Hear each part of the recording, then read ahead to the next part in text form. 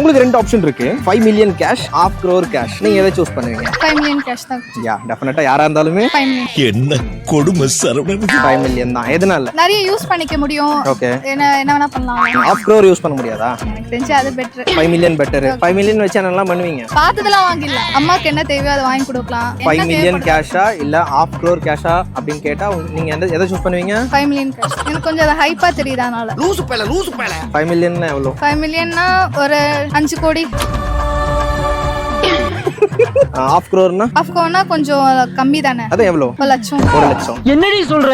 1 லட்சம்னா லட்சம் மாதிரி தானே. லட்சத்துல இருக்கும். ஆமா. 1/2 crore வந்து லட்சத்துல இருக்கும். 5 மில்லியன் வந்து 5 கோடி. படிடா. சூப்பர். 5 மில்லியனும் 1/2 crore-ம் சேம் தான். ரெண்டுமே 50 லட்சம் தான்.